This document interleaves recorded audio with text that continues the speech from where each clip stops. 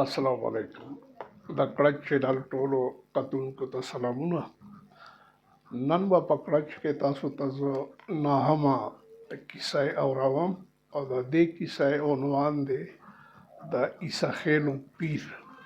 د کلي د ژوند خپلې غوښتنې وې.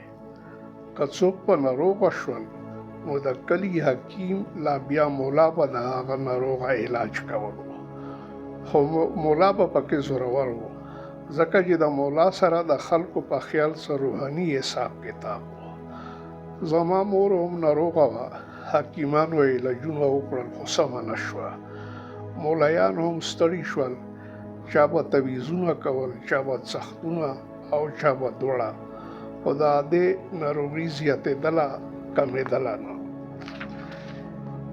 یوه ورځ زما د پلار ملګری او په نوم شریک خنامیره به زمونږ کور ته راغلو او زما پلار ته یې وویل چې یاره خنامیره د عیسی خیلو پیر راغلی دی، یوه هفته به تېروي. د عیسی خیلو پیر به د خنامیره باکره کال کې یو ځل راتلو، دوی یې مریدانو. پلار مې ورسره روان شو، ورځ تېره شوه. بل سبا غرمې د عیسی خیلو پیر د خنامیره با سره زمونږ کور ته راغلو. 80 کاله عمر به یې و، وړه ږیره یې وه او سره وه، نکریزې یې ورباندې لګولي، د پردوک په ځای لنګ تړلی و. پیر صاحب زما مور وکتله، موږ ټول ناست وو. خیال مو دغه و چې دا پیر به خامخا زما د مور دپاره داسې دعا، تویز، لا څښتونه وکړي چې هغه به د درنه مرض نه روغه شي. خنامیره به زما د پلار غوږ کې څه خبره وکړه. پلار مې بهر لاړو.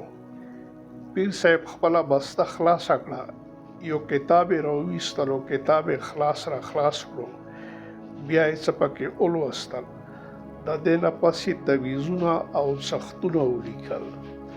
زما مور یې پوه کړه چې دا تویز به اول په سپینې څیرې یعنی کپړې کې وتړې، بیا به ورباندې سور مزې تاو راتاو کړې او بیا به یې په توره څرمن کې بند کړې. دې کې زما خویندو د غرمې ډوډۍ تیاره کړه. دسترخوان چې ولګېدو نو په اول ځل ما په خپل دسترخوان په یو ځای دومره خوراکونه ولیدل: د پلاو وریژې، خوږې وریژې، چرګ په غوړو کې سور او ډېرې زیاتې مستې.